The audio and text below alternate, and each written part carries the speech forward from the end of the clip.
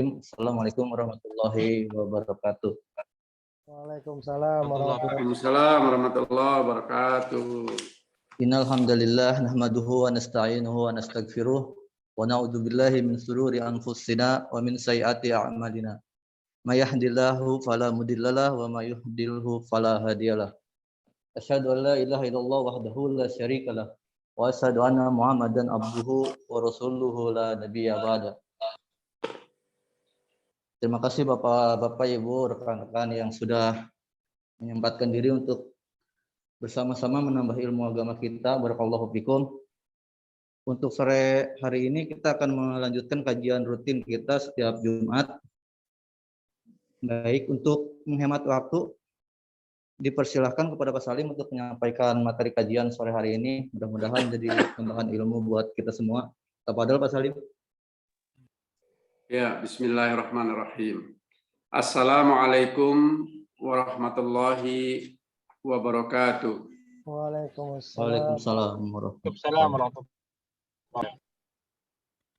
Innal hamdalillah nahmaduhu wa nasta'inuhu wa nastaghfiruh wa na'udzu billahi min syururi anfusina wa min sayyiati a'malina may yahdihillahu fala mudhillalah wa may yudlilhu fala hadiyalah.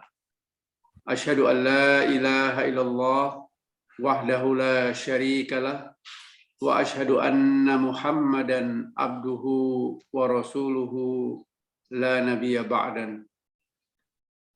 Qala Allah Ta'ala fil kitabil aziz, ya ayyuhalladzina amanu ittaqullaha haqqa tuqatih wa la tamutunna illa wa antum muslimun. Ya ayyuhan nasu ittaqu rabbakumul ladzi khalaqakum min nafsin wahidah wa khalaqa minha zawjaha wa batha minhuma rijalan katsiran wa nisaa'a wattaqullaha alladzi tasaaluna bihi wal arham innallaha kana 'alaikum raqiba.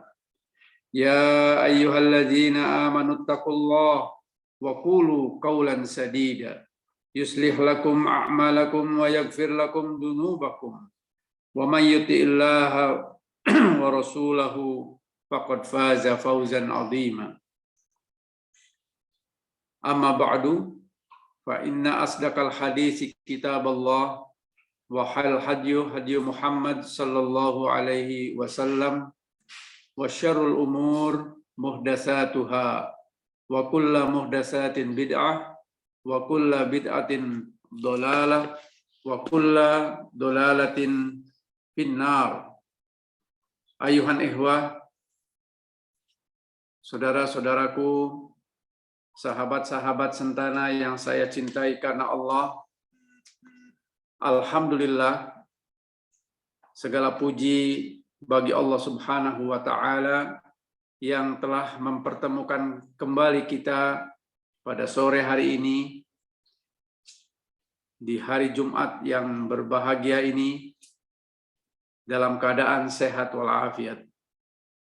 Sekaligus kita berdoa semoga pertemuan kita pada sore hari ini juga pertemuan yang semoga diberkahi Allah, diberikan kemudahan, dan menjadikan ilmu yang kita akan kaji pada sore hari ini sebagai ilmu yang bermanfaat. Amin, amin, ya Rabbal Alamin. Sahabat-sahabat sentana yang saya cintai karena Allah, sebagaimana yang telah disampaikan dalam undangan kajian pada sore hari ini, insya Allah kita akan mengkaji sebuah tema atau topik yang cukup akan memberikan satu hal yang semoga menyentuh kepada kita semua, terutama kepada pribadi saya dan keluarga, karena yang akan kita bahas pada sore hari ini, topik yang akan berhubungan dengan hal-hal yang pasti akan kita alami, hal-hal yang akan menjadikan kita harus mempersiapkan diri lebih serius, mempersiapkan diri lebih baik lagi, karena judulnya pun sudah siapkah kita? Sudah siapkah kita? Baik, sebelum saya memulai kajian ini, saya akan membacakan sebuah kalimat-kalimat yang insya Allah akan menyentuh kita, karena di dalam kalimat-kalimat ini pun sebagian diantaranya merupakan isi dari sebuah hadis yang cukup panjang dan menyentuh kita sekalian. Hiduplah sesuka hatimu,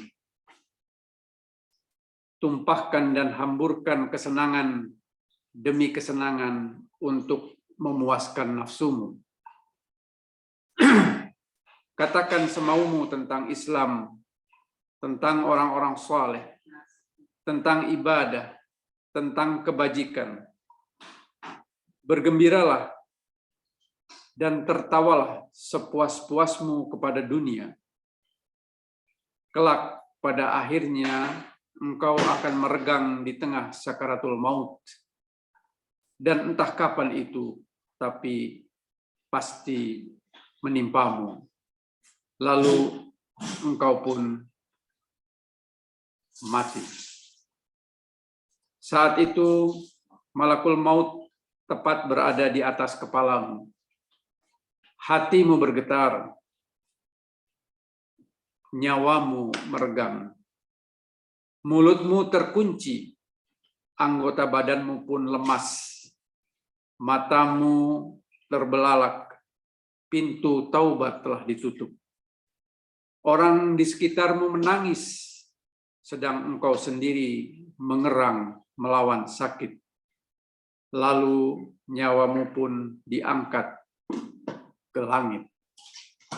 Pada waktu itu barulah engkau tahu pasti dan yakin bahwa selama ini engkau dan kita semua telah terpedaya. Tidak berguna lagi air mata, yang ada hanya siksa, derita, dan merana sepanjang masa. Sebelum semua itu terjadi, sebelum semuanya itu terlambat, selamatkanlah dirimu. Yakinlah bahwa dunia ini bukan akhir dari segalanya.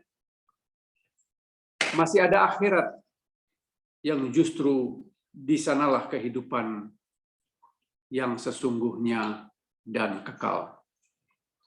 Tempat pembalasan amal perbuatan manusia di dunia dengan seadil-adilnya, dan Allah yang Maha Adil akan mengadili kita semua. Demikian sebagai awal dari perjumpaan kita, saya telah membacakan sebuah kalimat-kalimat yang semoga dapat menyentuh nurani kita semua, karena yang akan kita bahas kurang lebih berkaitan dengan hal-hal tersebut di atas. A'udzubillahi minasyaitonirrajim. Saya akan bacakan sebuah ayat dari surat Ali Imran ayat 185.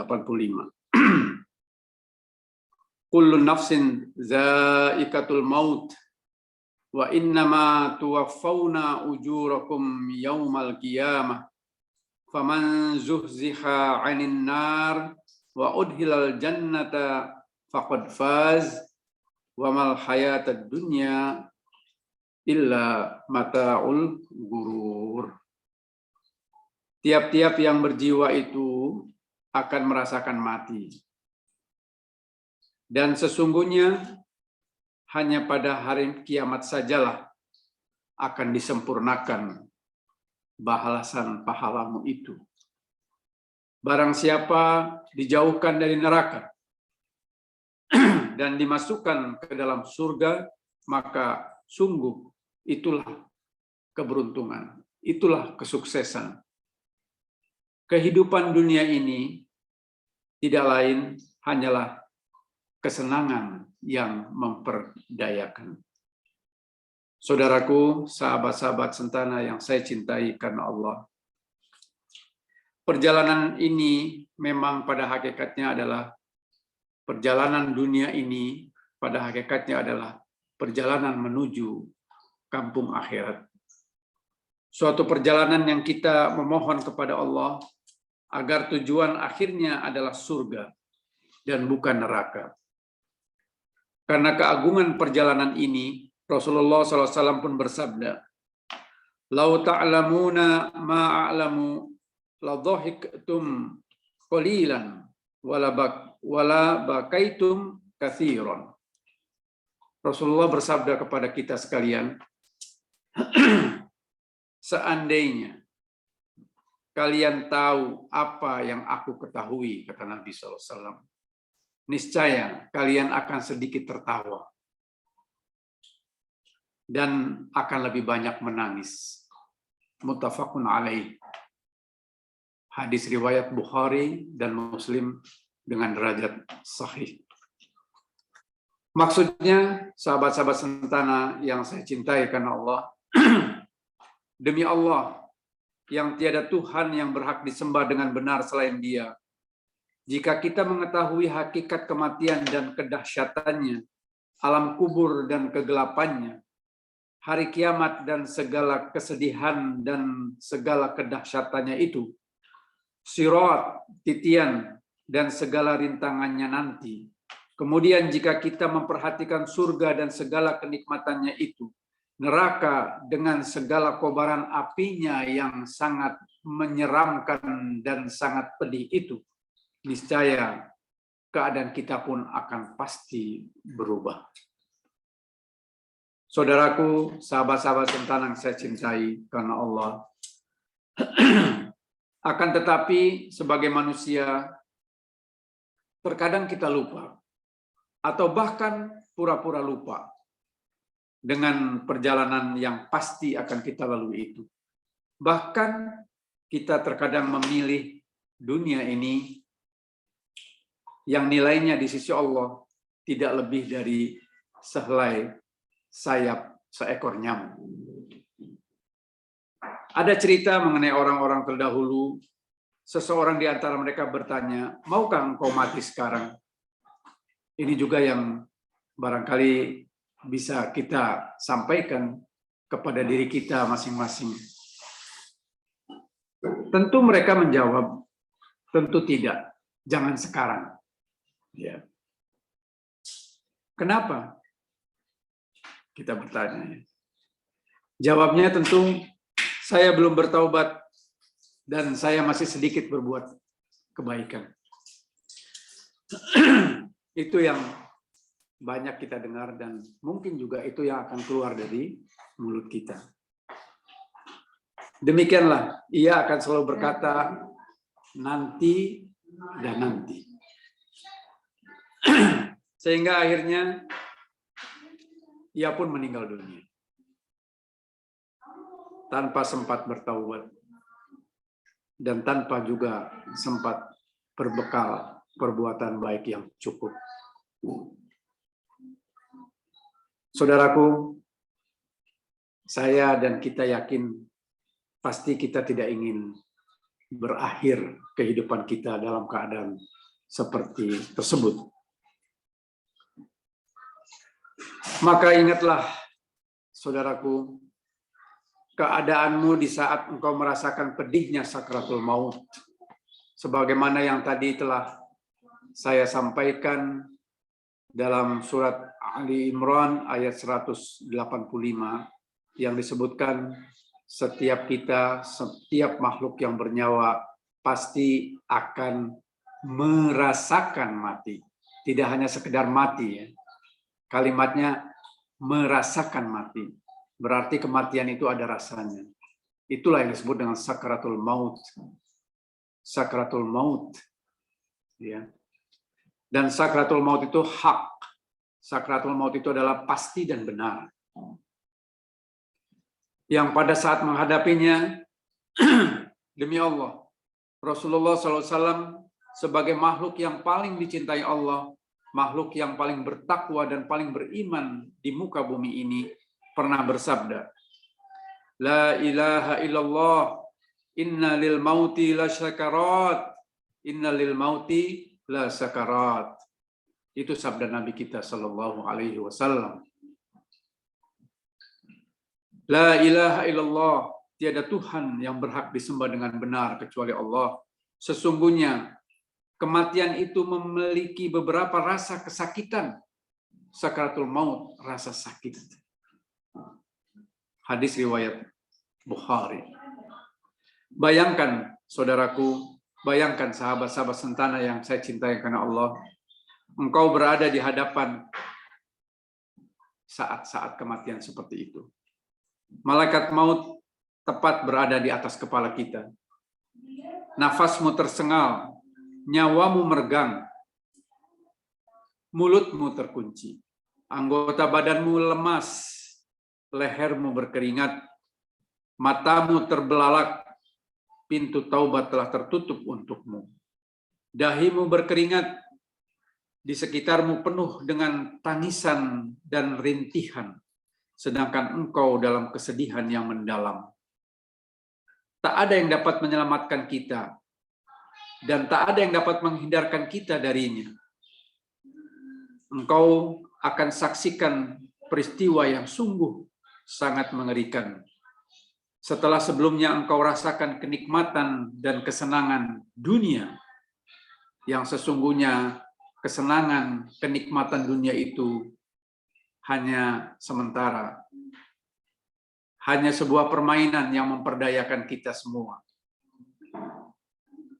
Telah datang kepadamu ketentuan Allah, lalu nyawa kita pun akan diangkat ke langit. Kebahagiaan atau kesengsaraankah yang akan engkau dapat?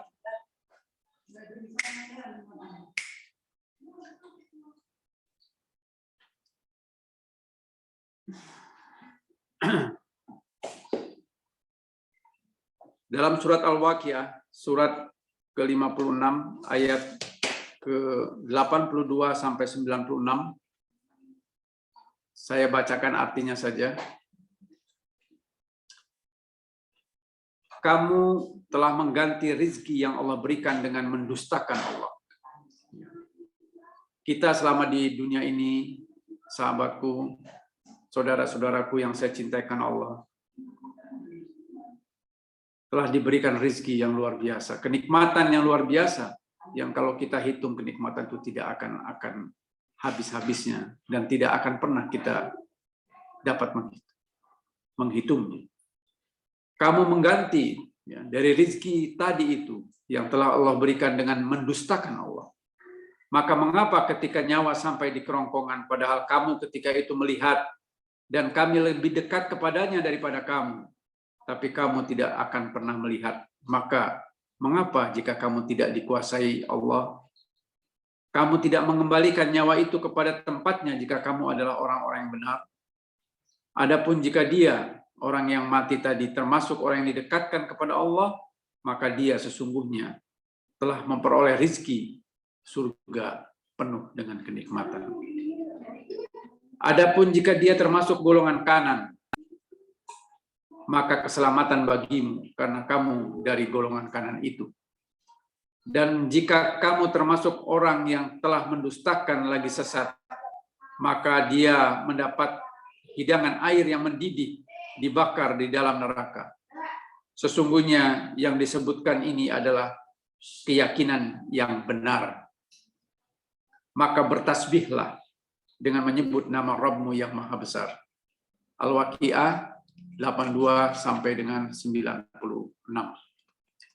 Saudaraku, ada sedikit cerita ketika Khalifah Harun al-Rashid memenuhi majelisnya dengan berbagai makanan dan perhiasan. Lalu beliau menghadirkan seorang penyair ternama di negeri itu pada saat itu yang bernama Abu al-Atahiyah dan berkata kepadanya, "Wahai penyairku, ungkapkan pada kami tentang kenikmatan dunia yang telah kami peroleh." Maka penyair ini pun berkata, "Hiduplah dengan sesuka hatimu dalam naungan istana yang megah. Ar-Rasyid, Khalifah Harun Ar-Rasyid lalu berkata, bagus. Lalu apa lagi? Lalu sang penyair pun melanjutkan syairnya. Kenikmatanmu menjadikanmu berlari di hadapan pergantian siang dan malam. Lalu Ar-Rasyid pun berkata lagi, bagus. Lalu apa selanjutnya? Sang penyair pun melanjutkan syairnya. Jika nyawa telah meregang di hadapan hati yang bergetar, saat itu kamu akan tahu dengan pasti bahwa selama ini kamu terpedaya dunia. Lalu seketika itu juga sang Khalifah Harun Ar-Rasyid menangis terseduh-seduh. Salah seorang pejabatnya berkata kepada sang penyair Abu Al-Attahiyah, engkau dipanggil ke sini oleh Amirul Mukminin untuk menghibur hatinya. Akan tetapi engkau justru menjadikannya sedih. Namun sang khalifah berkata, biarkan dia berkata seperti itu. Sesungguhnya dia telah mengingatkan kita semua bahwa selama ini kita hidup dalam kebutaan dunia. Dan aku tidak ingin terus hidup dalam kebutaan itu.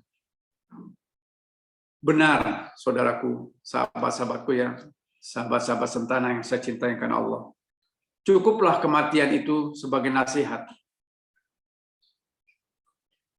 Cukuplah kematian itu sebagai nasihat. Seorang yang cerdas, kata Nabi SAW, adalah orang yang selalu mengingat kematian. Cukuplah kematian menjadikan hati ini bersedih, menjadikan mata ini menangis, perpisahan dengan orang-orang tercinta, penghilang dan pemutus segala kenikmatan dunia, pemutus segala cita dan asa.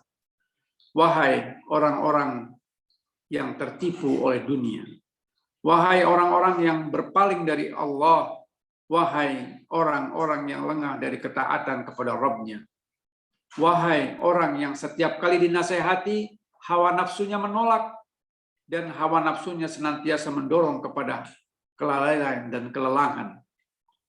Wahai orang yang dilalaikan oleh nafsunya ini, dan tertipu oleh angan-angannya yang panjang, seolah dia tidak akan menemui kematian. Kalian tidak akan mungkin lari dari kematian. Pernahkah engkau memikirkan saat-saat kematian, sedangkan engkau tetap dalam keadaan seperti sekarang? Tahukah kamu apa yang akan terjadi pada dirimu di saat kematian itu? Tentu saat itu engkau berharap ingin mengucapkan dalam hatimu bahwa saya akan mengucapkan kalimat La ilaha illallah. Karena Nabi pernah mengatakan, barang siapa yang akhir daripada kalimat keluar dari mulutnya, dari lisannya, kalimat La ilaha illallah, maka dia akan dimasukkan ke dalam surga. Itu yang kita harapkan dari setiap kita apabila kematian menghampiri. Kita berharap dan yakin akan mengucapkan itu. Tidak mungkin itu terjadi, wahai saudaraku, jika engkau tetap dan kita semua lalai dan berpaling dari kebenaran. Hingga tiba saat kematian itu, tentu kita tidak akan mampu mengucapkan kalimat La ilaha illallah itu. Bahkan kamu pun akan berharap untuk dihidupkan kembali, untuk kembali beramal, untuk kembali bertaubat, melakukan segala kebaikan. Tapi Allah mengatakan, kalla, tidak.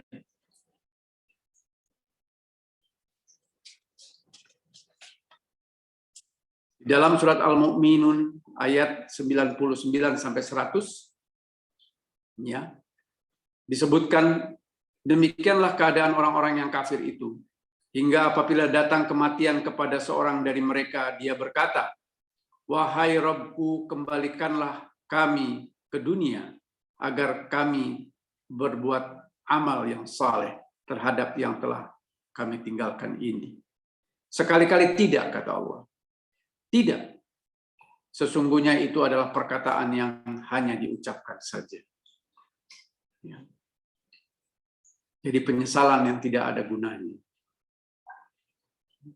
Dalam surat Al-Munafikun juga ayat ke-10, Allah juga menceritakan tentang bagaimana orang-orang yang menyesal ini. Dikatakan bahwa orang-orang yang telah mati ini mohon kepada Tuhannya agar dikembalikan ke dunia untuk melakukan amal saleh dan bersedekah. Tapi sekali lagi Allah mengatakan, kalla, tidak. Kalian tidak mungkin kembali. Kalian tidak mungkin kembali. Mengapa kalian selama ini di dunia tidak melakukannya, tidak bertaubat, dan terus terpedaya dengan dunia yang hijau dan manis ini? Saudaraku, tahukah engkau kapankah hari kematianmu itu? Dan di manakah kamu akan mati itu? Demi Allah, kita semua tidak akan pernah tahu kapan dan di mana kita akan mati itu. Jadi, kenapa kita harus menunda taubat kita? Jadi, kenapa kita harus berkata nanti dan nanti?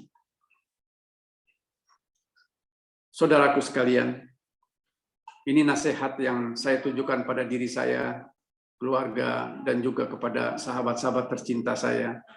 Semoga kita akan menjadi orang-orang yang senantiasa, termasuk orang-orang yang cerdas yang dikatakan Nabi, karena kita senantiasa mengingat kematian. Bukan untuk kita tidak optimis dalam menghadapi hidup ini. Tidak. Bukan seperti itu. Tapi yakinilah bahwa kita hidup di dunia ini itu fana. Kita hidup di dunia ini tidak akan kekal, tidak akan baqa. Maka sesungguhnya apa yang harus kita perbuat adalah memperbanyak bekal, amal saleh, memperbanyak hal-hal yang senantiasa mendapatkan keridhaan dan kecintaan dari Allah Subhanahu wa taala. Amal saleh, saudaraku, sebagaimana yang beberapa kali kita kaji dalam kajian rutin kita. Amal soleh itu diterima Allah manakala memenuhi dua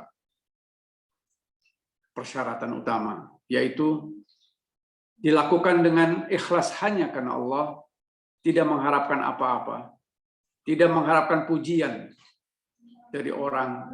Ya. Dan yang kedua adalah sesuai dengan syariat yang dicontohkan oleh Nabi Sallallahu Alaihi Wasallam dan tidak terjerumus kepada hal-hal bid'ah, sebagaimana yang disabdakan oleh Nabi kita Sallallahu Alaihi Wasallam, man amila amalan laisa alaihi amruna fahuwa raddun.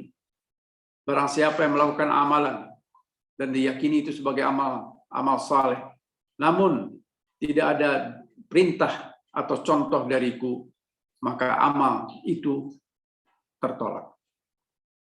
Saudaraku, mari kita isi kehidupan ini dengan segala kebaikan, dengan segala hal-hal yang akan menjadikan kita selamat di dunia dan di akhirat. Benar bahwasanya kehidupan dunia ini adalah kehidupan yang harus kita lewati dengan segala fakta-fakta kehidupan yang menuntut kita semua untuk bekerja, untuk berkarya, untuk berprestasi, dan lain sebagainya. Tapi marilah, apapun itu, kerja kita, karya kita, prestasi kita, kita senantiasa tujukan untuk mendapatkan keridhaan Allah. Dan yakinilah, saudaraku, sahabat-sahabatku yang saya cintai karena Allah, janji Allah itu tidak akan ingkar. Innallaha la tukhliful mi'ad. Sesungguhnya Allah itu tidak akan ingkar dengan janjinya. Apa janji Allah? Allah berjanji kepada kita sekalian bahwasanya barang siapa yang berada di jalan Allah dan Rasul-Nya, maka sesungguhnya dia akan mendapatkan kesuksesan yang besar. Kesuksesan dunia dan juga kesuksesan akhirat. Wa may yattaqillah yaj'al lahu makhraja wa yarzuqhu min haitsu la yahtasib. Barang siapa yang bertakwa kepadaku, kepada Allah, maka Allah senantiasa akan memberikan jalan keluar kepada kita sekalian. Atas segala permasalahan yang kita hadapi, atas segala hal-hal yang akan menjadi ujian bagi kita selama hidup di dunia ini. Jalan keluar itu yang terbaik adalah jalan keluar yang Allah berikan. Bukan jalan keluar yang bukan berasal dari Allah. Atau sebaliknya, jalan keluar yang berasal dari syaitan. Waliyadzubillah, kita berlindung kepada Allah. Kemudian Allah mengatakan, wa yarzuqhu min haitsu la yahtasib. Barang siapa yang bertakwa kepadaku, kata Allah, akan aku berikan jalan keluar dan juga akan aku berikan rizki. Rizki. Dari jalan yang tidak engkau duga-duga. Rizki dalam pengertian yang luas, saudaraku. Tidak saja materi yang kita cari selama ini, pergi pagi, kadang pulang pagi lagi, pergi pagi, pulang sore, pergi pagi, pulang malam, atau kadang sempat tidak pulang untuk bekerja, berdagang, berkarya, dan sebagainya. Mencari materi, mencari hidup, mencari sebuah harapan, sebuah asa untuk menjadi orang yang mungkin berharta, kaya, dan sebagainya. Tapi kita lupa bahwa semuanya itu adalah milik Allah. Kita lupa bahwa yang menentukan segalanya itu Allah. Saudaraku, wa yarzuqhu min haitsu la yahtasib. Dan Allah akan memberikan rezeki dari jalan yang tidak diduga-duga. Wa may yatawakkal 'ala Allah fa huwa hasbuh, kata Allah. Lanjutan daripada ayat ini. Ini ada dalam surat At-Talaq, surat ke-65 ayat 2, 3, 4 dan 5. Wa may yatawakkal 'ala Allah fa huwa hasbuh. Barang siapa yang bertawakal kepada Allah, maka akan aku cukupkan segala kehidupanmu itu. Sekali lagi, janji Allah itu tidak akan ingkar, sahabatku. Sahabat sentana yang saya cintai karena Allah. Allah berjanji akan mencukupkan segala kebutuhan kita. Dengan kita bertawakal, dengan kita menyandarkan hanya kepada Allah. Iyyaka na'budu wa iyyaka nasta'in. Hanya kepadamu lah ya Allah, aku beribadah. Dan hanya kepadamu lah ya Allah, aku minta pertolongan. Fa idza azamta fatawakkal 'ala Allah. Dalam surat 3, surat Ali Imran ayat ke-159. Apabila kita telah berazam, bertekad untuk melakukan apapun yang terbaik di muka bumi ini, maka tugas kita selanjutnya tawakal 'ala Allah. Tawakal 'ala Allah. Yaitu kita memasrahkan segala hasil daripada ikhtiar dan doa kita itu hanya Allah. Hanya Allah, saudaraku. Kita tidak mampu untuk mendikte hasil. Dan jangan kita masuk ke wilayah itu. Itu bukan wilayah kita. Karena itu adalah hal-hal yang belum terjadi dan itu termasuk kategori yang gaib. Dan kunci-kunci gaib itu ada hanya pada tangan Allah. Sebagaimana di dalam surat Al-An'am, surat ke-6 ayat ke-59. Bahwa sesungguhnya semua kunci yang gaib itu di tanganku, kata Allah. Tidak akan gugur sehelai daun pun tanpa izin dari Allah. Apatah lagi kita, nasib manusia. 50.000 tahun sebelum penciptaan langit dan bumi. Takdir makhluk. Takdir manusia dari Adam pertama sampai Adam terakhir nanti. Telah Allah tetapkan. Makhluk pertama kali yang Allah ciptakan al-kalam, pena. Allah berfirman kepada pena, uktub, tulislah. Apa yang aku tulis ya Allah, kata pena. Tulislah semua takdir dari makhluk ini. Saudaraku, kita memang tidak mengetahui yang akan terjadi, dan itulah rahasia Allah. Dan itulah adalah sesuatu yang Allah berikan kepada agar kita senantiasa berusaha dan berusaha, berikhtiar dan berikhtiar. Tapi ingatlah, sebagaimana dalam surat Al-Qasas, surat ke-28 ayat 77. Carilah kehidupan akhirat. Utamakan kehidupan akhirat. Dan jangan engkau lupakan dunia. Jadi dunia ini hanya sekedar tidak untuk dilupakan. Tapi tujuan kita adalah akhirat. Tujuan kita adalah akhirat. Kampung kita adalah surga, saudaraku sekalian. Bapak kita, Adam alaihissalam, ibu kita, Hawa, itu semuanya berasal dari surga. Kita berharap kita semua akan kembali ke kampung halaman kita, surga Jannatun Naim, dan bukan sebaliknya. Maka marilah ya, kita masing-masing introspeksi diri kita. Sudah siapkah kita untuk kembali ke kampung akhirat itu? Saudaraku sekalian, kullu bani Adam khata. Ya, kita sadari bahwa kita semua sebagai Bani Adam, ya, sebagai umat dari Nabi Adam, sebagai manusia, makhluk yang paling sempurna yang Allah ciptakan ini, pasti akan berbuat salah. Pasti. Kullu bani Adam khata, kata Nabi SAW. Wa khairul khata'una at-tawwab. Dan yang sebaik-baiknya orang yang telah berbuat salah itu adalah bertaubat. Maka saudaraku, selama hayat di kandung badan, insya Allah kita semua masih diberi kesempatan oleh Allah. Maka jangan kita tunda.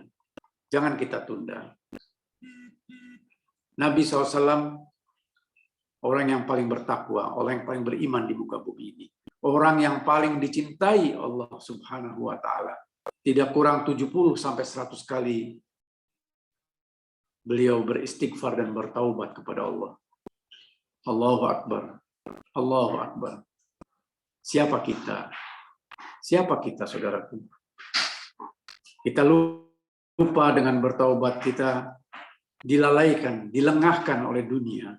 Seolah-olah kita mengejar bayangan yang tidak akan pernah kita dapatkan.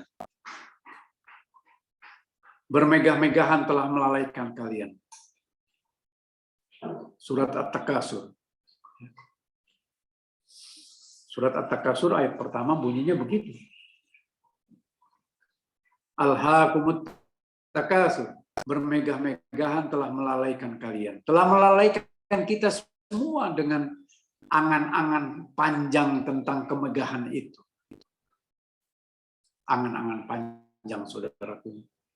Padahal kita tidak pernah tahu apakah kita akan mampu mencapainya atau bahkan kita masih bisa mencapainya. Hari esok pun kita tidak pernah tahu bahwa apakah kita masih ada di muka bumi ini. Wallahu a'lam bishawab. Jangan terlambat. Jangan terlambat. Penyesalan tidak ada guna. Pintu taubat selalu terbuka sebelum dua hal terjadi, yaitu nafas telah sampai di kerongkongan atau matahari terbit dari tempat tenggelam. Jika kedua hal itu belum terjadi, saudaraku, sahabat-sahabat sentana yang saya cintai, pintu taubat tetap terbuka. Pintu taubat tetap terbuka. Dan sebagaimana janji Allah, seberapapun besar dosa kita, kesalahan kita, selama kita bertaubat, beristighfar dengan kemahamurahan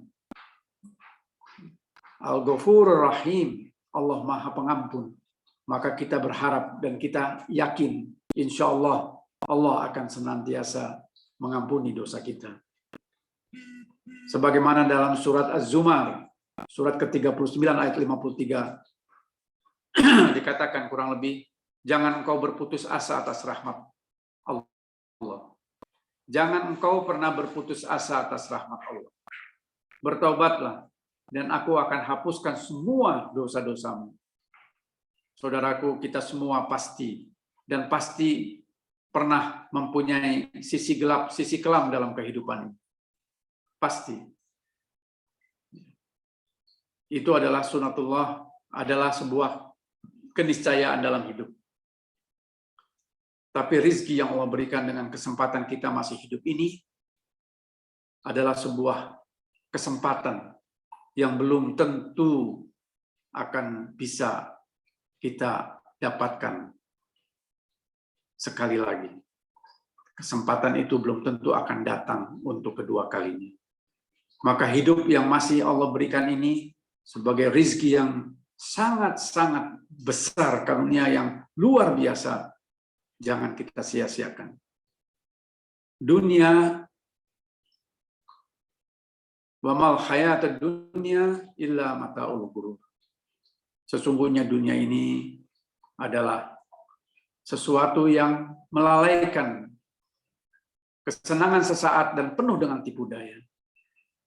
Saudaraku, sekali lagi, sudah siapkah kita? Sudah siapkah kita untuk kembali ke kampung akhirat? Yang itu pasti terjadi. Yang tidak mungkin kita akan lari darinya. Pasti. Kita tidak tahu dengan pasti kapan itu terjadi, di mana itu akan terjadi. Barakallahu fikum. Semoga Allah memberikan kekuatan kepada kita, memberikan semangat kepada kita untuk terus kita optimis hidup di dunia ini untuk bercocok tanam, menambah bekal, menambah amal soleh. Saya sama sekali tidak bermaksud untuk menjadikan kajian pada sore hari ini menjadikan kita pesimis dengan hidup, tidak. Justru mengingatkan kita, karena kewajiban dari kita semua adalah tawasau bil haqq, tawasau bis sabr. Dan terutama nasihat ini saya tujukan kepada diri saya pribadi, kepada keluarga, dan kepada kita semuanya. Karena al-insan ma'al khata wan nisyan. Manusia itu memang tempatnya lupa dan salah. Maka dengan seperti ini, semoga Allah memberikan kemudahan bagi kita untuk dapat menerima dengan hati yang lapang, dengan hati yang bersih, dengan hati yang jernih. Semoga nasihat ini ya dapat mengetuk hati kita yang paling dalam.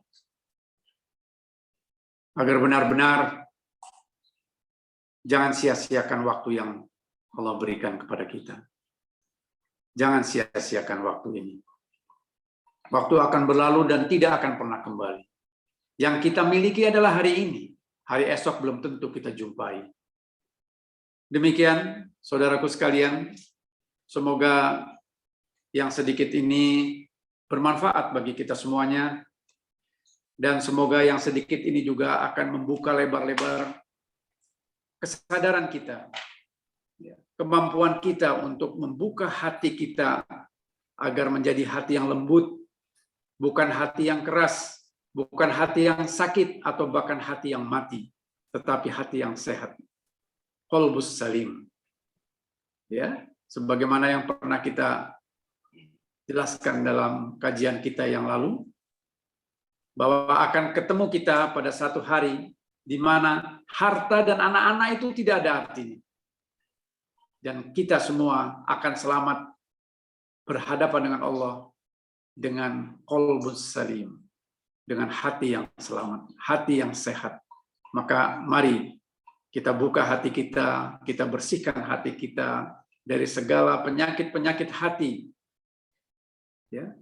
Penyakit hati, ria, sum'ah, ujub, merasa hebat, kibir, sombong, hasad, iri, dengki, sombong, dan sebagainya. Jadilah kita orang yang tawadu, orang yang selalu merendahkan diri kita di hadapan Allah, berendah hati di hadapan manusia, berbuat baik, Ada sebuah hadis, saya tutup dengan sebuah hadis. Nabi berkata kurang lebih yang artinya, maukah aku beritahukan sifat orang yang diharamkan atasnya tersentuh api neraka. Sifat orang yang atasnya diharamkan tersentuh api neraka. Tentu saja ya Rasulullah, sahabat berkata, menjauh. Jadilah engkau yang orang-orang yang mempunyai sifat hayyin, layyin, ya, qorib dan sahal. Hayyin, ya, orang yang senantiasa cenderung untuk senantiasa berupaya berbuat baik, tawadhu, ya, punya akhlak yang baik, punya akhlak yang baik. Layyin, berlemah lembut dengan sesamanya. Nabi Musa itu, nabi yang gagah perkasa itu, ketika Allah suruh berdakwah kepada Fir'aun yang kejam itu, yang mengaku dirinya Tuhan itu, Allah mengatakan dalam surat Toha, surat ke-20, ya, datanglah kepada Fir'aun dengan layyin, dengan berlemah lembut. Bayangkan, dakwah itu lemah lembut. Itu sifat yang kedua. Sifat yang ketiga, qorib. Qorib itu adalah dekat, mudah bergaul, ceria, senantiasa menyenangkan orang lain, memudahkan sesuatu. Tidak justru mempersulit sesuatu yang mudah, ya, tetapi memudahkanlah yang sulit-sulit itu. Karena Allah dan Rasul-Nya, ya, itu senang dengan bagaimana kalau kita memberikan kemudahan. Barang siapa yang memudahkan sesama muslim, maka akan dimudahkan oleh Allah. Barang siapa yang menutup aib seorang muslim, maka Allah akan menutup aib, baik di dunia maupun di akhirat. Dan yang terakhir adalah sahal. Sahal itu memudahkan. Jadi kurang lebih tadi ya, qorib itu mudah bergaul, dekat dengan orang banyak, ya, dicintai oleh banyak orang. Sahal itu memudahkan. Itulah orang-orang yang kata Nabi diharamkan atasnya api neraka. Kalau boleh disingkat, ya, keempat sifat tadi adalah akhlakul karimah. Semoga, ya, dengan penutup hadis ini akan bantu kita semuanya untuk berbuat baik, senantiasa berusaha mempunyai akhlakul karimah. Karena salah satu tugas Nabi diutus Allah ke muka bumi ini adalah untuk menyempurnakan akhlak, untuk menjadi akhlakul karimah. Dan akhlak dari Nabi itu adalah khuluqul Quran. Akhlak Nabi itu Al-Quran. Demikianlah, silakan moderator untuk membantu memimpin jalannya tanya atau soal jawab. Semoga bermanfaat. Assalamualaikum warahmatullahi wabarakatuh. Waalaikumsalam.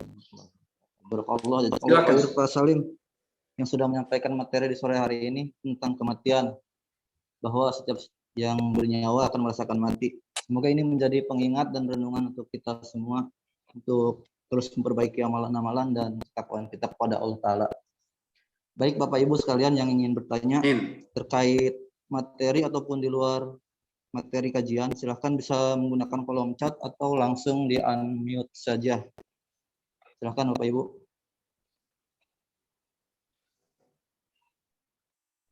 Ini sudah ada di kolom komentar, Ustaz, yang bertanya dari Ibu Vivi Naufal. Assalamualaikum warahmatullahi wabarakatuh. Mau tanya, kalau orang meninggal jasadnya dikubur lalu ruhnya kemana? Apakah ruh masih bisa melihat dan mendengar segala di dunia ini? Sama satu lagi, apakah jika orang meninggal lalu dikuburkan boleh diazankan? Terima kasih Ustaz. Ya, barakallahu fiki, Vivi Naufal, ya. Alhamdulillah, semoga Allah memberkahi Vivi dan keluarga dan kita semuanya. Amin ya rabbal alamin. Pertanyaan yang baik. Apakah orang yang meninggal itu setelah dikuburkan jasadnya lalu ruhnya kemana? Pada saat dalam sebuah hadis Nabi SAW yang cukup panjang hadis itu, pada saat orang itu tadi dicabut nyawanya, ya, maka nyawa itu akan dibawa oleh malaikat ke langit. Ruh itu akan dibawa ke langit. Apabila ruh itu orang yang baik, orang yang saleh, maka malaikat itu berebut untuk membawa ke langit, lalu mengetuk pintu langit pertama dan ditanya, siapa? Ini nyawanya si fulan, ruhnya si fulan. Ya, kalau ruh itu adalah ruh yang baik, maka dia akan terus akan sampai ke atas, ya. Dan lalu ada suara berfirman, ya, kembalikanlah jasad ruh ini ke jasadnya, dan dia termasuk orang yang beruntung. Maka ruh itu dikembalikan kepada jasadnya, ya. Kemudian dikuburkan itu. Nah, sebaliknya jasad orang meninggal yang jahat, orang yang meninggal yang akhlaknya buruk, yang selama di dunia ini tidak mempunyai amal yang cukup, maka dia akan sama naik ke atas langit, ya, lalu diketuk dan tidak sampai ke atas, lalu langsung dikembalikan dan dijatuhkan dengan cara yang sangat menyedihkan dan menyeramkan, dikembalikan kepada jasadnya. Dan nanti di alam kubur kita tahu akan ada pertanyaan-pertanyaan dari Munkar dan Nakir, malaikat yang digambarkan yang berwarna biru kehitaman dan sangat menyeramkan, dan akan bertanya kepada kita semua, man rabbuka, siapa Tuhanmu, ya, kemudian apa agamamu, dan kenalkah kamu dengan orang ini, Muhammad SAW. Dan orang yang bisa menjawab adalah orang yang soleh. Meskipun kita sudah menghafal, ya. Itu kan gampang, 3 pertanyaan yang kita hafalin aja. Nanti dia kubur kita akan memorize, ya. Kita akan mengingat kembali. Tidak, saudaraku. Tidak seperti itu.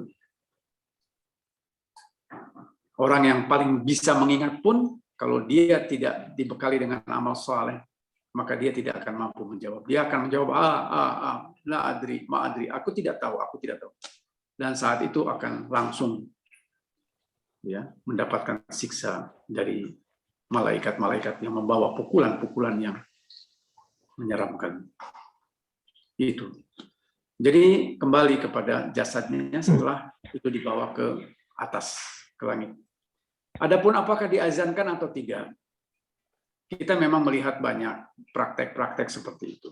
Yang saya ketahui, yang saya pahami, azan itu adalah panggilan untuk sholat. Panggilan untuk sholat. Ya. Jadi bukan untuk orang yang meninggal diazankan. Orang yang meninggal itu didoakan.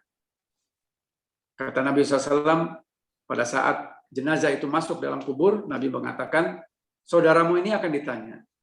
Berdoalah agar dia dimudahkan dan dia diteguhkan hatinya untuk dapat menjawab pertanyaan-pertanyaan malaikat. Apa yang disampaikan Nabi? Allah maghfirlahu, Allah masabithu, kalau untuk laki-laki. Allah, kalau perempuan, Allah maghfirlaha, Allah masabit.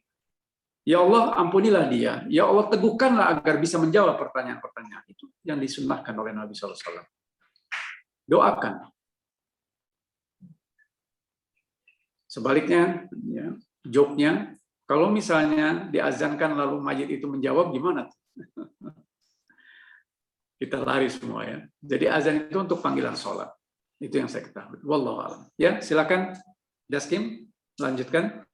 Silakan yang mau bertanya selanjutnya.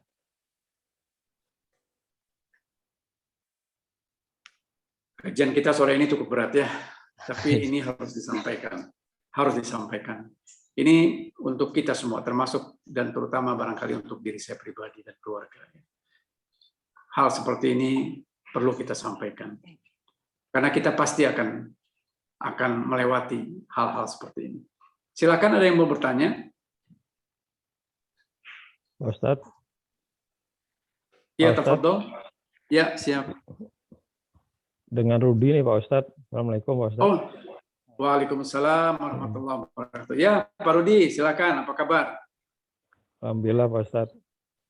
Izin Ya, bertanya, silakan Pak Pak Ustadz. Rudi. Ya, silakan. Saya pernah mendengar ya Pak Ustadz ya. Apakah ini ada rujukan dalilnya atau tidak ya?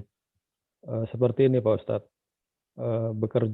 Beribadahlah engkau seakan-akan engkau akan mati besok, dan bekerjalah untuk duniamu seakan-akan engkau akan hidup selamanya.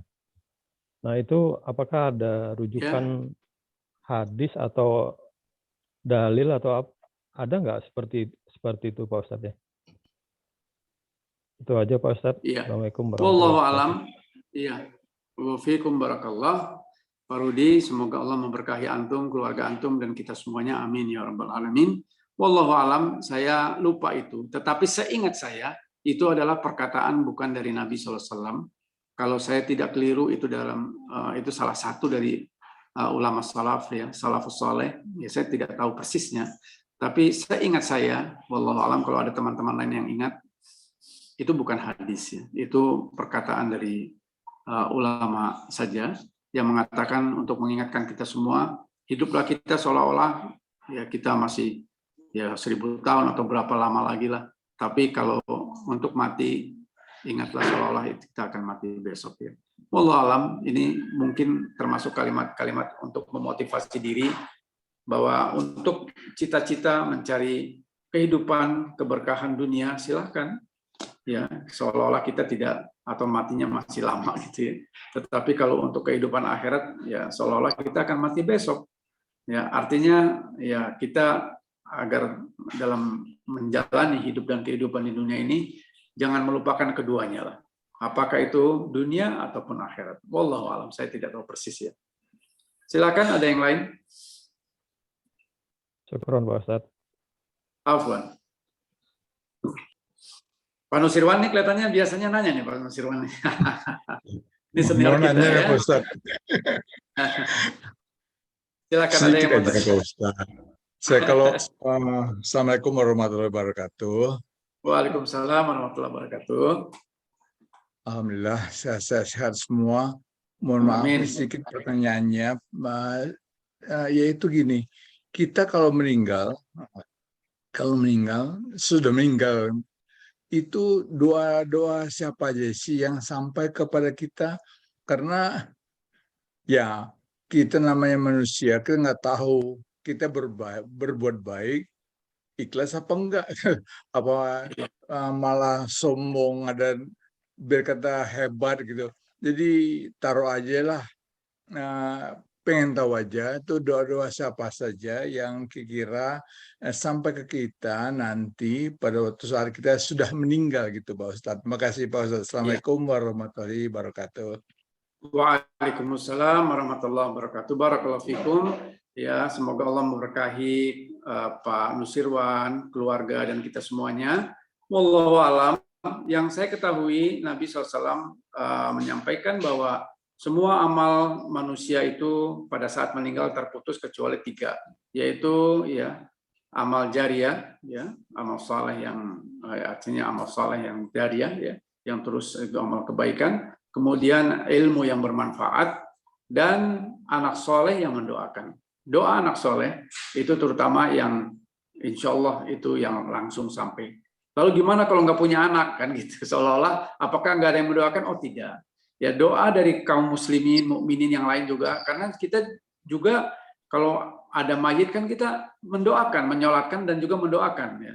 Allah maghfir lahu warhamhu wa'afihi wa'fan, itu doa. Nah kalau doa, kalau kita disunnahkan dan kita disyariatkan berdoa, tentu doa itu akan sampai insya Allah. Jadi doa itu bisa dari anak ya, kita sendiri, saudara, keluarga maupun dari kaum muslimin dan mukminin yang lain. Semoga Allah menerima doa-doa itu. Itu Pak Nusirwan ya. Terima kasih Pak Ustadz. Ya, jazakallah khair. Wa iyyakum. Silakan, ada yang lain? Silakan. Sambil menunggu yang lain mempersiapkan pertanyaan, Ustaz, saya mau bertanya, Ustaz. Berbicara tentang silakan. Ya, berbicara tentang kematian pasti tidak lepas dari yang namanya tahlilan nih. Yang ingin saya tanyakan kepada Tahlilan. Tahlilan. Nah, yang Oh, saya tahlilan. tanyakan kepada Oh, iya. iya.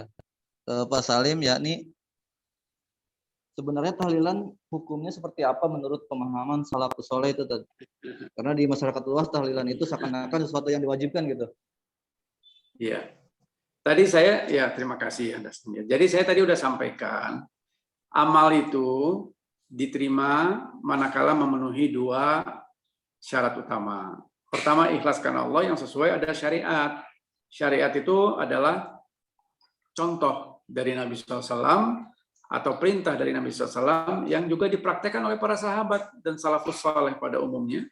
Nah, kita kembali bertanya saja kepada teman-teman atau saudara-saudara kita yang menyelenggarakan acara ritual seperti itu. Kita balik bertanya, adakah dalil, adakah contoh, adakah praktek dari salafus saleh, termasuk Nabi SAW dengan para sahabatnya? Manakala orang meninggal, lalu kita mengadakan kalimat tahlil sendiri, itu kalimat yang dianjurkan. Tahlil itu kan la ilaha illallah. Kalimat tahlil itu kalimat yang dianjurkan untuk kita membacanya. La ilaha illallah, tahlil. Tahlil, tasbih, tahmid itu kan subhanallah, alhamdulillah, la ilaha illallah, itu yang dianjurkan. Tapi tahlilan, nah itu sebuah ritual. Nah, ritualnya adalah di mana di situ biasanya, ini biasanya, wallahu a'lam, yang saya ketahui ada berapa hari itu, 1 pekan atau 3 hari, 7 hari, 40 hari, kemudian ada yang 1000 hari, 1 tahun, dan seterusnya. Itu seolah menentukan waktu, dan di dalam acara itu terkadang justru memberatkan sahibul musibah, orang yang sedang kena musibah, itu diberatkan dengan hal-hal yang seperti itu. Dia harus menyiapkan sejumlah dana, ya. Itu kan memberatkan. Padahal Nabi menganjurkan, kalau ada orang yang meninggal dunia, maka kita membantu, gitu ya, membantu untuk meninikan hatinya, ya, agar tidak terus-menerus ya kena kesedihan, dan membantu secara materi juga, memberikan makanan, itu yang disunnahkan seperti itu. Nah, adapun doa untuk mayit, ya silakan berdoa ya dengan caranya yang tadi telah disampaikan, ya, seperti doa pada waktu sholat jenazah, kemudian doa di mana saja doa, tidak harus melalui sebuah ritual tertentu, ya. Nah, itu silakan. Bahkan kita berziarah kubur, berdoa kepada mayit yang sudah dikuburkan, itu pun disunnahkan. Nah, jadi yang saya ketahui tidak ada contohnya. Wallahu a'lam. Kalau mereka yang biasa menyelenggarakan itu, ya tanya saja apakah ada dalilnya enggak. Ya, karena yang saya ketahui tidak ada dalilnya. Dan agama ini adalah harus merujuk kepada dalil. Ya, tidak bisa kita mengada-adakan sesuatu yang di mana agama ini sudah sempurna. Ya, agama ini sudah sempurna. Kita tidak boleh mengada-adakan sesuatu yang tidak ada dalil atasnya. Ya. Wallahu a'lam. Wallahu a'lam. Seperti itu. Silakan. Ada yang lain? Kasih Ustaz, jazakallah khair. Yang lain silakan, kalau mau bertanya bisa gunakan kolom chat, sama kalau ada yang mau langsung unmute. Pak Ustadz mau nanya dong. Ya itu ini di ini juga ada yang tanya juga nih. Oh iya, iya Tad. Ini Pak Daniel mau bertanya. Silakan. Kenapa? Halo. Halo. Pak Daniel silakan, Pak Daniel. Enggak, ini mau dibacakan dulu atau Pak Daniel dulu, silakan. Pak Daniel dulu. Ya, silakan Pak Daniel, silakan. Mana suaranya, Mas Daniel? Halo. Halo. Ya, terdengar. Ya, assalamualaikum Pak Ustadz. Waalaikumsalam warahmatullahi wabarakatuh. Saya mau nanyakan, saya lupa apa tadi sudah pernah dibahas. Hukum orang mengazankan waktu dikubur itu sebenarnya itu sunnah apa wajib? Karena waktu saya pernah, kebetulan orang tua saya meninggal itu ada sedikit terbelah dua gitu Pak. Ada yang pengen diazanin, ada yang enggak gitu. Karena kita keluarganya ya bingung juga gitu, karena kan ya akhirnya diazanin. Tapi keluarga-keluarga ibu-ibu saya inginnya enggak ada azan, karena itu memang secara tidak pernah lah katanya diajarkan. Itu aja sih Pak Ustadz. Terima kasih. Ya, ya barakallahu fiik ya Mas Daniel. Qadarullah tadi sudah dijawab tuh pertanyaan yang sama dari Vivi ya. Oh iya, Nah, baik. tapi nggak apa-apa, singkat saja. Itu tidak ada contoh ya. Yang ada contohnya itu adalah kita mendoakan. Kata Nabi ya, saudaramu nih sekarang nih yang dikuburkan itu pada waktu kita sudah meninggalkan, dia akan segera ditanya dan doakan dia untuk minta diampuni dosanya dan diteguhkan hatinya. Allah maghfirlahu, Allah masabithu. Untuk laki-laki, kalau untuk perempuan, Allah maghfirlahu, Allah masabitha. Atau kalau secara umum, Allah maghfirlahum, Allah masabithu. Jadi ya Allah, ampunilah dia dan teguhkanlah hatinya, berilah keteguhan untuk bisa menjawab pertanyaan-pertanyaan dari mungkar dan nakir, karena dia akan ditanya. Itu ya, jadi bukan azan. Kalau azan itu untuk panggilan sholat. Nah, ya, gitu ya. Silakan, mungkin kolom chat nih bisa dibacakan. Saya dulu Pak Ustadz. Pak Oh, Joko, siapa Pak Joko. nih? Pak Joko. Oh, Pak Ustaz. Joko. Ya silakan. Assalamualaikum warahmatullahi wabarakatuh Pak Ustadz. Waalaikumsalam warahmatullahi wabarakatuh. Silakan. Pak Ustadz, ini tadi yang berkaitan dengan pertaubatan ini. Pertaubatan kalau saya lihat tadi Pak Ustadz sempat Nabi jelaskan bagaimana Nabi Musa disuruh berdakwah ke pemimpin yang benar-benar zalim itu dengan lemah lembut gitu kan Pak. Nah ini saya kebetulan ngambil yang dijelaskan di surat Asy-Syu'ara ya Pak. Asy-Syu'ara itu kan para penyihir-penyihirnya Fir'aun nih. Para penyihir Fir'aun itu saat berhadapan dengan Nabi Musa, dia merasa kalah dan saat itu juga dia kan mengakui bahwa saya beriman pada Tuhan semesta alam, yaitu Tuhannya Musa dan Harun kan gitu Pak. Iya. Saat itu Fir'aun mendengar itu kan dia marah. Belum ada izin dari saya, kenapa kamu sudah beriman pada Tuhannya Musa dan Harun? Pasti akan dipotong dan akan itu ya Pak. Nah, ini penyihir ini kan ya karena hidayah masuk, dia kan nggak takut dengan ancaman si Fir'aun Pak. Nah, akhirnya benar. Dia dibunuh, dipotong tangan kakinya, diberselang gitu. Nah, ini pertobatan ini berakhir akhir hayat yang bagus ya Pak. Ini gimana ya Pak Ustadz? Apakah pertobatan mereka itu sudah diterima Allah atau bagaimana Pak Ustadz? Mohon pencerahannya Pak Ustadz. Syukran. Ya, barakallahu fikum ya. Pak Joko, semoga diberkahi Allah, keluarga dan kita semuanya. Jadi taubat itu tadi saya sudah sampaikan insya Allah ya, berdasarkan hadis Nabi tentunya, bahwa taubat itu selama 2 kejadian ya belum terjadi, artinya pada saat nafas sudah di tenggorokan, di kerongkongan atau sedang bernazah ya, dia sedang sakratul maut atau matahari terbit dari tempat tenggelamnya, itu insya Allah taubat itu masih diperkenankan dan bahkan masih berpeluang untuk diterima taubat itu. Jadi kayak tadi penyihir Fir'aun itu ya, bahwa setelah dia taubat ya, dia menerima kenyataan bahwa benar Tuhannya Musa itulah yang benar dan itulah yang sesungguhnya yang hak, maka mereka beriman kepada Tuhannya Musa, maka insya Allah taubat mereka diterima. Ya, adapun setelah itu mereka kemudian mendapat hukuman dari Firaun, itu setelah bertaubat mudah-mudahan segala hal yang menjadi dosa mereka selama ini bisa diampuni. Nah, tentang tadi yang tadi saya katakan bahwa Nabi Musa pun disuruh berdakwah itu ada di surat Toha ayat 44. Ya, di sini saya bacakan ya. Ayat 44 di sini, faqula lahu qaulan layyinan la'alahu yatazakkaru aw yakhsha. Artinya, maka berbicaralah kamu berdua, ini maksudnya adalah Musa dan Harun ya, kepada Firaun dengan kata-kata yang lemah lembut, mudah-mudahan dia sadar atau takut. Nah, gitu ya. Jadi itu yang saya bilang tadi. Musa alaihissalam, orang yang gagah berani, yang termasuk orang yang kasar, dalam pengertian kasar itu tegas dan sempat memukul ya, gitu ya, dan meninggal gitu ya, itu berdakwah kepada orang yang paling mungkar di muka bumi ini, Firaun itu tetap dengan kata-kata yang lemah lembut, layyin yang tadi saya bilang. Nah, jadi bukan dengan kasar gitu. Padahal itu kurang apa itu ya, Firaun itu ya, yang menyebut dirinya ana rabbukumul a'la gitu kan. Akulah Tuhan yang maha tinggi. Itu tingkat kesyirikan yang paling luar biasa. Itu tetap kita ya diperintahkan Nabi Musa itu berdakwah dengan cara yang lemah lembut. Begitu. Silakan dibacakan mungkin itu ya, kasihan tuh yang mungkin sudah di kolom chat.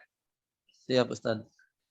Dari Ibu Islam Madinah, Assalamualaikum warahmatullahi wabarakatuh. Izin bertanya Pak Ustadz, kalau ditinggal suami meninggal dunia, apakah masa idah harus 4 bulan 10 hari? Kalau ada yang penting untuk datang, misalkan ke bank untuk tanda tangan, bolehkah keluar rumah apabila belum 4 bulan 10 hari? Ya, ya barakallahu fiki ya Ibu Islam Madinah. Ya seperti itu memang yang saya ketahui ya. Masa idah untuk seorang istri yang ditinggal oleh suaminya yang meninggal itu 4 bulan 10 hari, itu masa idah. Artinya masa idah itu adalah di mana dia ya masa berkabung ya, dia untuk tinggal di rumahnya dan sebagainya. Itu sebetulnya untuk juga termasuk untuk mengurangi fitnah ya, menjauhkan dari fitnah-fitnah ya, dan sebagainya. Pasti ada hikmah lah. Syariat itu dibuat untuk sesuatu yang baik. Nah, kemudian apakah boleh keluar rumah? Ya kalau ada uzur syar'i, artinya sesuatu yang harus dia kerjakan sendiri dan tidak bisa dikerjakan oleh orang lain, ya itu insya Allah termasuk keringanan yang diberikan, ya rukhsah yang diberikan, ya seperti itu. Silakan. Baik. Yang selanjutnya dari Ibu Pipi Nopal, mau tanya satu lagi, kalau meninggal kan tidak diajankan, maka pada saat bayi lahir apakah boleh diajankan? Terima kasih. Ya sama halnya seperti meninggal. Ada dua pendapat yang saya ketahui, ada yang membolehkan, ada juga yang mengatakan tidak ada contoh ya. Ada khilaf di antara ulama, wallahu alam. Ya saya termasuk yang mengambil pendapat untuk tidak diazankan ya. Karena azan itu tetap merupakan syariat untuk memanggil orang sholat. Ya, ada doa lain ya pada saat bayi itu lahir, ada doa-doa dari Nabi yang lain yang maksur ya, yang juga itu insya Allah bermanfaat. Wallahu alam. Tapi ada khilaf memang di antara ulama. Ada yang membolehkan, ada yang mengatakan itu tidak ada contohnya. Wallahu alam. Seperti itu. Jazakallah khair. Ya, ada yang lain? Mungkin sudah jam 5:04 di jam saya, wallahu alam. Ya.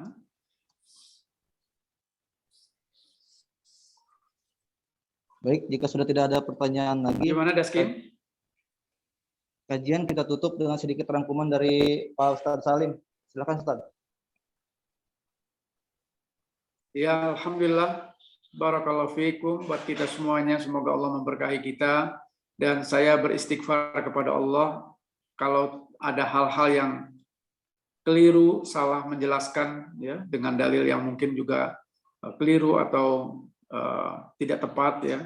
Saya beristighfar kepada Allah, mohon ampun, semoga Allah mengampuni saya dan kita semuanya. Dan kalaupun yang benar yang saya sampaikan sesungguhnya itu semata-mata datangnya dari Allah ya. Lisan saya diberikan kekuatan Allah untuk menyampaikan sesuatu yang benar itu. Ya sekali lagi semoga kajian kita bermanfaat ya dan menjadi pengingat untuk kita semua. Tidak ada cerita umur muda dan umur tua ya. Kematian itu bisa menghampiri kita kapan saja. Tidak ada cerita umur ya. Dan tidak ada juga cerita sakit. Kapan saja mau datang itu adalah hak prerogatif Allah dan tidak satu pun manusia yang tahu. Maka marilah kita senantiasa mengingat kematian sebagai termasuk orang yang dikategorikan orang yang cerdas. Bukan berarti kita untuk pesimis dalam hidup, untuk tidak optimis, tidak. Tetapi justru kita optimis untuk terus fastabiqul khairat, untuk menambah bekal. Ya, karena kita tidak pernah tahu kapan itu akan terjadi. Tapi yang jelas, begitu terjadi, ya, satu saja yang akan kita khawatirkan itu penyesalan. Jangan sampai kita menyesal karena kita belum melakukan sesuatu untuk amal kita, bekal. Ya, semoga kita ya senantiasa mempersiapkan diri. Ya, mungkin tidak pernah kita siap, tapi kita mempersiapkan diri. Ya, agar pada saatnya nanti Allah berikan kemudahan dan Allah ampuni dosa-dosa kita. Pintu taubat tetap terbuka bagi siapapun, ya, termasuk orang-orang yang sudah mempunyai dosa yang sepenuh langit dan bumi. Kata Allah, aku tidak peduli. Selama orang itu bertaubat kepadaku, aku akan maafkan. Tentu dengan persyaratan taubat yang benar. Itu saja. Ya, kita tutup dengan kafaratul majlis. Subhanakallahumma wa bihamdik asyhadu an la ilaha illa anta astaghfiruka wa atubu ilaik. Assalamualaikum warahmatullahi wabarakatuh. Insya Allah jumpa lagi ya Jumat pekan depan. Waalaikumsalam warahmatullahi wabarakatuh. Ya, saya izin ya. Ya, terima kasih sama-sama. Ya, Pak. Ya. Taskim juga terima kasih Pak Taskim. Terima kasih Ustaz, syukron kasih. Sama-sama. Ya, Pak Robidi. Sehat selalu Pak Robidi. Mantap tuh. Alhamdulillah. Kholas. Luar biasa. 2 hari ini kita jalan, nah, luar biasa sekali itu. Nanti biar dilapor Pak Idia lah. Senang saya nih. Alhamdulillah, insya Allah. Injury Alhamdulillah. time, yang penting injury time jalan terus. Kemarin 12.03, aduh gimana tuh? Lewat 3 menit.